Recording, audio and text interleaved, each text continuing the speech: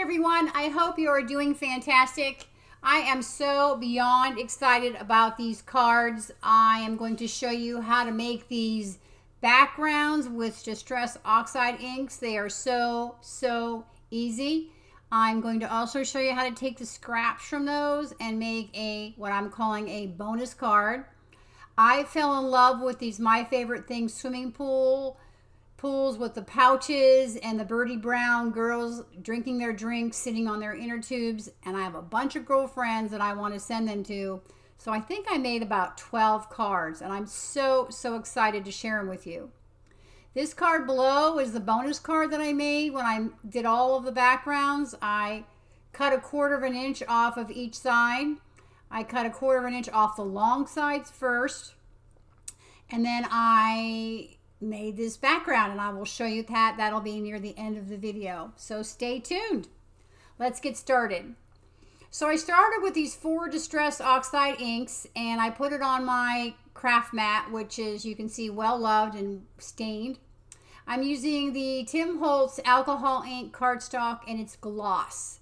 It's not a regular cardstock, and it's not Yupo paper. I did some experimenting before I started this video, and there's my blue fingers, and here are the backgrounds that I'm going to show you how to make. These particular ones are very random. Every background is different, which could either appeal to you or not appeal to you, depending. I laid down 3 or 4 colors of Distress Oxide inks on my craft mat, depending on what card I was making or what mood I was in at the time. Sprayed it really well with my water sprayer. With the glossy side down, I'm smooshing it into the Distress Oxide inks. And glossy side down is huge, and I'm just kind of tapping it, giving it a look, turning it around, seeing what it looks like. And we're going to be putting about 4 or 5 different layers on this card. I have these great cutting boards that I love because I love the handles, and I will link everything. Everything will be in my blog post. I can only link so many things on my YouTube video. So if you don't find what you're looking for, head on over to the blog post and you'll find everything. I'm using my Wagner heat gun, which I love, and this is in real time. So I'm not trying to make it completely dry. I'm just trying to heat set a layer of this. And I'm struggling on where to put it. I want to show you what I'm doing, but I don't want to ruin my ink. So I'm holding it. And I'm taking my microfiber cloth and I'm just dabbing off the excess. And then I'm going to smoosh it again. But I have a lot of blues going on there, so I thought I'd add a little bit of this blueprint sketch to give it a little more color. The next thing I'm going to invest in is a craft mat that has sticky on it, because as you can see, this one's constantly moving. And I recommend that you don't do this on a day when you need to go out, because your fingers will be blue. Again, smoosh, heat set.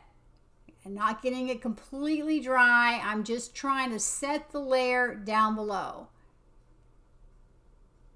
And you keep doing this and you get these layers. It's like a tunnel effect almost, because it's a water-based ink. Everything kind of shows through. It's just so incredibly, it's just so fun. Oh my gosh, I had so much fun. So now I'm going to dry that off again. And then I am going to smush it some more. Sped this up a little bit. I think I said there's about 4 or 5 different layers on there, and it doesn't look, it looks good, but it doesn't look great. Somebody just recently said that whenever you're working with Distress Oxide or Distress inks, and when it looks really bad, that's when it gets really good. Drying this one off a little bit, and I believe this is my last layer of smushing. And then I'm going to take my paintbrush and I'm going to just flick it into what I have left on my craft mat. And I did not wipe off my craft mat very often. I kept all that ink on my craft mat and kept reusing it for all the different card backgrounds. I believe I made 11 or 12 of these. No, I made 12 of these. I'm adding a little bit of a different color here to get a little more blue in there. Purple, I should say. and drying that off. And then before I was complete, I gave every card a light mist with water because the oxide inks react with water. Now I thought I'd try a little experiment. Instead of using plain water, I mixed some perfect pearls in my mini mister, and I used that to make the card, and it is beautiful. You cannot see in the video at all, but you can definitely see the difference in the card when I was all finished, that it had a little more shimmer, a little more opaqueness to it. It was very, very, very fun. So I would suggest you get yourself some perfect pearls. Like perfect pearls, perfect pearl is the color. Then I'm taking my Distress Glaze with my foam applicator, and I'm now going to wipe and rub, I guess I should say, the top of the card with this. And look at that. Look how that just brought out all those layers. I'll bring it up closer to the camera so you can see the right side versus the left side. Isn't that amazing? Isn't that just beautiful? Absolutely beautiful. I can see cutting like letters out of this and making some really cool like tone on tone cards. Some using different colors, not just blues. Although blues are fun because you don't make mud as it pertains to a color. Look at that. And here's the other card that I made with you guys. I have a couple of other techniques coming up. This is like called a more random technique. The next technique I'm going to show you is a little more controlled. You get a little more control over what your card looks like. It's not as splotchy, not as splotchy. And that will be next. Cool. Isn't that just so cool? So I have a 3-inch notebook and I have coin pockets, and again I'll link it all to below, with my Distress Oxide foam applicators inside. I made a swatch. I got those from Jennifer McGuire, and there's a little Velcro circle there, and there's nothing on the back of the foam applicator. And I just stick it in there, and it keeps everything neat and clean, and I'm not using the same applicators for different colors. Because I wanted a more controlled, I thought I would start out with tumbled glass, but it was a little bit too light. So I moved to the Salty Ocean, and I'm covering the whole cardstock with the Salty Ocean. You can see in the upper left-hand corner, I left some fingerprints. My fingers are really, really dirty.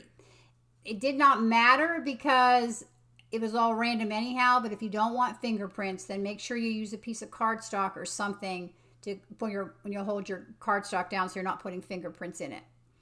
So I gave it a splash of water, I wiped it off, and then I'm using the same Salty Ocean again right out of the ink pad.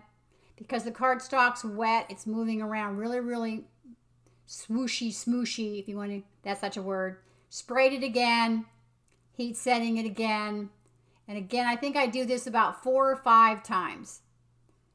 And I try to do a lot in real time just so that you could actually see the process, because you see how we're starting to get, even though it's the same color, we're getting layers of color there because of the way the water droplets are falling on top of the cardstock.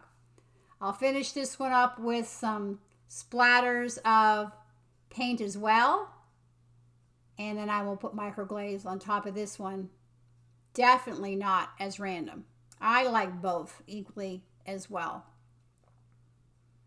The next one I'm going to show you is, I thought, well, let me experiment and see what else I can do, because I used to use, for alcohol inks, I used alcohol lift ink with a stencil, which lifts the alcohol ink off the paper. I'll do a video about that soon too, but I thought, well, let me use a stencil here and let's see what happens.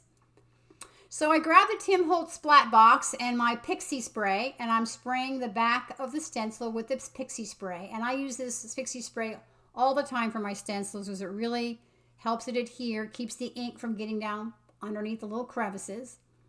I'm putting that down on top of my gloss cardstock. And then I'm going to take 3 different colors of Distress ink with the foam applicators, and I'm just going to randomly put it on top of the stencil. And then I will spray it with water, wipe it off a little bit, and then dry it with my heat tool. I did not put the heat tool really close to it, and I did not keep it in one place for a very long time, so I had no trouble with my stencil warping, which was awesome. And I did this about 3 times, I think. I sped this up for you, and I have my tripod sits on my table, so things bounce a little bit. I try not to. And I think I did this, I said, like 3 times, and there's my background. But because I was going for a pool background, I thought, well, let me add some more oxides on top of this with the applicator and see what happens. Well, that wasn't quite enough, so I thought, well, let me go back to the smooshing. Now, the thing about this particular card here is I kind of wish I would have stopped about right now. But I kept on going, and I still like it. And because it's only paper, I always could do it again. That's why I always say it's only paper and time. It's not like, you know, although investment in time is huge, but it's not like I invested a lot of money. So there's my finished product, and I will show you a better picture of that in just a sec. I did the exact same thing with the Sail Away stencil by Echo Park. The other one was Splash by Echo Park. And sprayed it all, did this exact same technique. I used the foam applicators, and I smooshed it all down. And here's the Sail Away. Look at that. And then here is the Splash. Fabulous. It was just so fun. Here's the more controlled background that I made a little earlier. This was a more of a smooshy with a lot of fingerprints, I guess. This is more smooshy. And here's my 12 different backgrounds.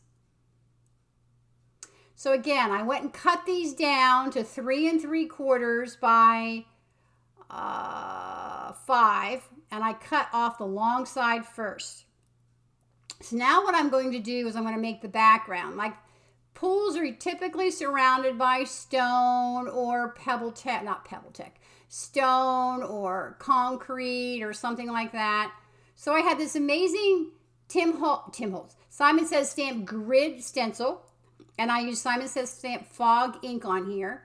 I did try a couple of Distress inks, pumice stone and hickory smoke, but I felt that they were a little too dark. And as I'm putting this down, it doesn't even look like there's anything on the paper. But when you lift it up, you will see that I have just the right amount of dark and light for the background around my pool. I did cut this down to 4 by 5 1/4 for an A2 sized card. And I'm going to get my favorite thing, swimming pool die, out. And they have these amazing pouches that go with it. And that's how I made my shaker cards. The die is really cool. It has like little grooves around the edges. It looks like, if you know anything about pools, it's called coping around the edges. And it does show up on the card, but you can't see it in the camera. But in real life, you do see those little embossed grooves. So I grabbed the pouches. They come 10 to a pack, and I use liquid glue to adhere them, little drops of it, and I held down my pool cutout, if you want to call it that, really well to make sure that it adhered really well, because you don't want it popping off, and you don't want any of your sequins or your beads or whatever it is, glitter that you decide to put into your pouch. I did use mostly sequins. I did add some like ice chip glitters and things like that, and I wish I wouldn't have done that because it clouded up the pouch. That is my favorite glue, and I lost the lid, so I'm using a pin, but I absolutely love the pin. It's so much easier than screwing it off and on all the time that next time I'll probably throw away the lid. So here is my blue background. I am putting some really good strong tape down on the edges and around the pool because I do not want my sequins and beads and things to fall out. I take the tape off before I fill them, and be careful when you fill them so that you don't get beads and everything all over the tape, because then it's really hard. There's nothing worse than filling it all up and then bumping it and have everything fall out and then stick to all the tape. So I did use these 4 different types of beads from Little Things and Simon Says Stamp. This particular one has some, I call it mermaid beads inside, which I'll use for a different project, but they're way too big for a shaker card. And I really didn't know how much to put in, but they're big pouches and I didn't want them to look skimpy. But I also had 12 I wanted to fill. I didn't want to make sure I didn't run out. So I was just kind of being a little more careful with what I put in. And you can see I spilt them everywhere. That's an example of what you don't want to do. So after I'm all done picking up all my beads that I spilled, I'm going to take my blue background and I'm going to put it on top. And I'm going to make sure it adheres really, really well. I'm going to push down on everything and make sure it sticks, because we don't want anybody to get the card and have sequins fall over their laps. And here is our pool card. I will have plenty of pictures on my blog for this too. My favorite things came out with this new paper. I love it. And I thought this might look a little bit like grass. So this is the only one that does not have the grid stencil around it. But I put it together the same way I did everything else. I stamped all of these on my Misty. I stamped 12, and they're all exactly the same. And then I put my purple tape on it, and I ran it through my die cut machine, popped them out. And then I take some press and seal and put it on top of that, and I hold them all together so they don't move around. And then I'm going to cut that, and I'm going to lay that on top of my next group of items that I stamped out, just like that. I'm going to pull this off, and this is how I do multiple die cuts. I do have a video coming up on how to do multiple die cuts. Sorry about the spiky hair. And I did this for all 12 of the ones that I stamped. Because it's the Misty, they're all in the exact same place. Because I taped down the die cuts, they're all in the exact same place. And all I have to do is line them up one time. And it is a game changer for me. I do have a scan and cut. It doesn't work very well, so I just buy dies. Off camera, I colored a bunch of girls. These are the blues and the yellow ones. Predominantly the same. And I put polka dots on them, and I had such a fun time coloring the girls. So now I'm putting together my card, and my favorite things came up with a Cheers die. It has a shadow die and words. So I went and got some cardstock out of my stash that matched the blue and the girl. And then I got this new glue. It's new to me, first time I've ever used it, and it is amazing. It was a life changer. Again, I'll link it back below. You put all your dies in there, and I just pushed down a little tiny bit, got a little blue glue in them, picked them up with my finger, left no residue, stuck amazingly. I did not have to fiddle with all those little tiny dots of glue, and it was beautiful. I was so excited. I popped this Cheers up with a piece of foam tape that I cut in half. And just kind of lining it up. You have to look at it, see how you want things to be. All the cards are just similar. Not any of them are the same. Some of them have the Cheers sentiment. Some of them have a stamp sentiment, which I'll show you. And again, I'll link to everything down below. So here's the Cheers. Here's the girl swimming in the pool. Isn't she just so cute? I put this Nuvo glitter pen on her flower, on her drink, and on her, I don't know if it's a parrot or what it is. On the parrot, I'm trying to figure out where I want things. Well, I don't want the stuff in the water, so I thought, well, let me just put this down below. Some of it's glued straight on. Some of it's popped up with foam tape. It just really depends. And there's my card. All the cards, except the one with the green polka dot, are on a Simon Says Stamp Fog card base. Now I'm stamping some sentiments from the Birdie Brown Drink Up the Sunshine stamp set, which is what I used here. And I'm using some white, Brutus Monroe white alabaster. And I use these Avery Pierce banners for all of my banners. And I put a little foam tape on the end because that was going to be popped up on the edge. Let it stick out the side just a little bit. I'll cut that off. And this is where Fiskars Teflon scissors come in handy so that things don't stick to it. And cutting that edge off right like that. And the design processes take some time. You got to give it a thought, think about where you want things to be. Again, I didn't want everything to be the same. I wanted things to be a little bit different. I'm only showing you 2 of my cards. I'm not showing you all of them because I didn't want to bore you with this process. But I just think they're absolutely fabulous. And the way they shake around is so, so fun. So here's the one I made with the green background. And I did the sunglasses. I want to show you how I did the sunglasses. I put some glossy accents on the sunglasses. And later on, I did color around the rims with a red Copic marker. And then I have a white gel pen. And I'm just putting some light reflections on there just to give it a little more, just a little detail. And then I popped it up with a little bit of foam tape and put it up like she has her sunglasses over her face, like when she's maybe talking to me and she wants to see me or something like that. I don't want to cover her eyes. Look how cute. Oh my. And I have all my envelopes came from Gina K Designs. And here they all come. I'm going to show you all of my cards. Stay tuned though. I got the bonus card coming at the end.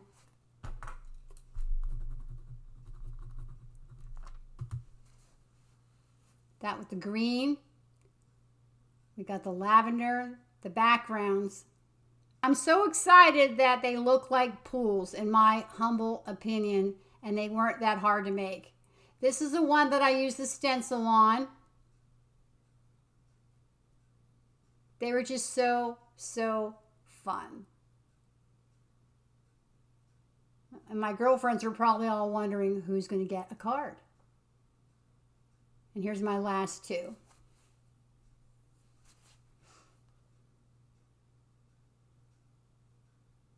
Makes me want to go to the islands, doesn't it? All right, so here's the bonus card. I took some stick-it adhesive and I put that on the back of a couple of pieces of 4 1/4 by 5.5 inch cardstock. And I wasn't sure how many strips I had. I really wanted to make 2 backgrounds, but I only had enough to make 1. And I cut that off, again, where these Teflon scissors really come in handy here. Cut it in half, and I cut off the extra. I don't want it to stick to my die cut machine. And then I ran it through my die cut machine. That, to me, is the easiest way to stick it down. I'm taking my Tim Holtz craft pick to peel off the back. And then I'm going to take my strips. Here they are. And I'll lay them on a diagonal. And there's no rhyme or reason. I didn't look at them. I didn't try to match them up. I just grabbed the ones that fit. There's long ones, 5 1/4, and there's short ones that are 4 1/2. And I just butted one up against the other.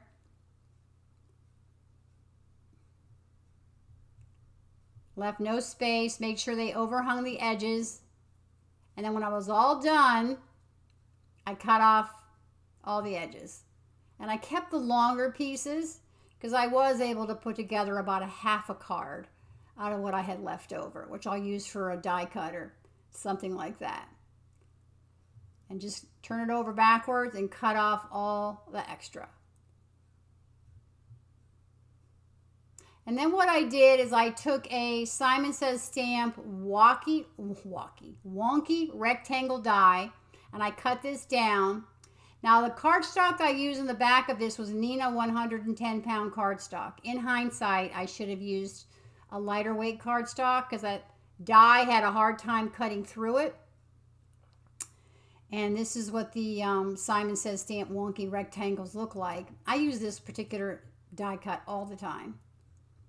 So I ran it through my die cut machine about 3 times, and it did cut through the strips, but not completely through the back. So I just took my scissors and cut it off. Maybe if I would have used typing paper, it might have been even easier, but ended up working in the long run. The Stamp Market Great Big Hello was new to me, and I cut 3 of the hellos and layered them on top of each other with white cardstock, and then I cut a vellum shadow. That's one of my favorite things to do, is to cut vellum shadows, because you can see through it, but it gives you a little bit more definition. And the 3 hellos just gives it that great dimension that you need. And this is a very simple card. This is how I keep all my cardstock. It's you grab any tag die, put a label on the back, and then I can match it up, and then I can go to my area, because my cardstock's in different areas, and find out which one it is. I did put a piece of craft foam behind it to pop it up a little bit, and I did a white piece of cardstock first, then I did the Gina K, I believe it's Gina K Blue Lagoon cardstock for the card base itself, all A4 cards. I like to put something heavy on top to make sure that it dries really well and flat. Put some dots of glue, and then I kind of dab it with my fingers so they don't all squish out and get all over the vellum. I'm checking now to make sure the card's in the right direction, because I can't begin to tell you how many cards I make that are upside down. Those are the ones I give to my family. And then I use my T-square to line it all up and make sure it's straight. And that card was finished. Now I needed to stamp all of the envelopes, and I have a couple of envelopes that are shiny. They're like metallic almost. And when you stamp it, like this one, it doesn't dry. So I stamped it in black, and then I put some clear embossing powder on top of that. And then I heat set that. And then that way I got my great sentiment on there. And it does dry. I shouldn't say it doesn't dry. It does dry. It just takes forever. And I forget, and inevitably I smear it. And then what I did too is I'm using a Hero Art Satin Pearl embossing powder for a bunch of them, which is one of my favorite things to do because it almost looks, I don't even know. See how it looks? It's kind of shiny. It almost looks like a watermark, I guess, and I just love that. So I did stamps on the back for all my envelopes. And then what I did here is My Favorite Things has these boxes, and I can't find them, and I'm going to keep digging for you. Because you put them together and you fold them all up, and the card fits in there perfectly with the shaker pouch. Shaker pouches are hard to mail. Now this card's going to cost a little bit of money to mail, and that's okay to me because it's just so fun. Now there's different ways to put it in.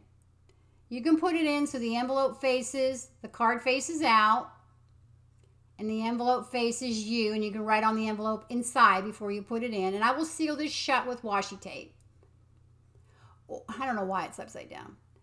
Or you can put it in so that you can put the address on the back of the card if you want, and then just have the front of the envelope showing through. So here's an example of all of my cards. And again, I thank you so much for stopping by. I had so much fun making these cards. They were just a joy and a blast. And I want to thank My Favorite Things for being so creative and everything that they come up with. And I hope you enjoy them and go out and make some cards yourself. Happy summer.